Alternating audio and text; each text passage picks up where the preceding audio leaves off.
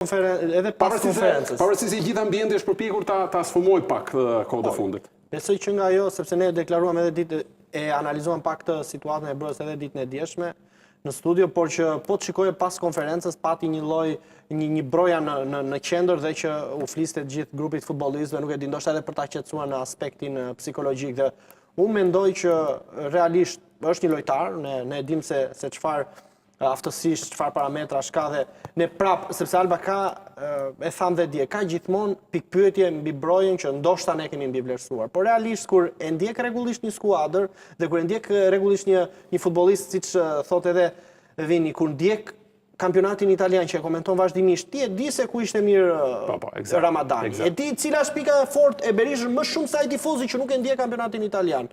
Unë personalisht nuk jam le të themi ndër shikuesit e rregullt të kampionatit italian përveç ekipeve të mëdha, por kur e shikon në detaje, kupton që ai lojtari është diferencë. Pra, kur ti shikon që Broja ndaj një kundërshtari të fortë në kampionatin anglez, arrin të bëj diferencë, arrin të bëj mirë, madje në një grup ku mund të jetë, le të themi, në nivel të barabartë, ndoshta edhe më poshtë edhe se shokët e skuadrës, kupton që është një lojtar shumë i rëndësishëm për ne. Ndaj ne këmbgulim vazhdimisht që duhet trajtuar ndryshe, duhet mbajtur si një futbollist që ka nevojë për mbështetjen. Pse e bëri Hysaj, që e mori më njëherë kur lojtari ishte i veçuar dhe ishte, le të themi, në atë botën e tij. E mori, e afroi te grupi dhe i thotë që shiko, ke dhe ti kontributin tënd në këtë sukses të gjithë. Diskutuam ditën e dieshme në fakt. Si na ke pritshmëri tek Broja sot me gjithë videot që u bën virale në mendeshin me Andorrën, gjendjet emocionale, lotët, ishte i tërhequr, i distancuar.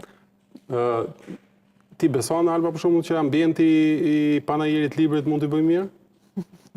Më pëlqeu një detaj që ishte tek paneri i librit dhe pashif po fotografoi me fëmijë të rritur, të cilët natyrisht kanë krijuar tek ai simbolin e lojtarit tanë më talentuar. Dhe kjo është e vërtetë. Nuk mund të heq asnjë presje Edrikos kur thotë që ai është një lojtar me një talent i jashtëzakonshëm. Por gjithë uljet dhe ngritjet në karrierë në kohët e fundit për shkak të dëmtimeve, me sa duket kanë lënë një shenjë gjatë rëndësishme në aspektin psikologjik, pra të entuziazmit që ai duhet ketë si futbollist, por edhe atë sportiv. Për hir të vërtetës, mua më ka zhgënjyer disi në një pjesë mirë të ndeshjeve të kombëtarëve. Pra unë, për shkak të pritshmërisë që kam krijuar tek ai, unë dhe një pjesë e madhe e opinionit publik, se ky është problemi. Ne kemi pritshmëri të larta tek ai sepse dim që ai ka cilësi, se ndryshe ne nuk do vinim këtu dhe diskutonim Brojan.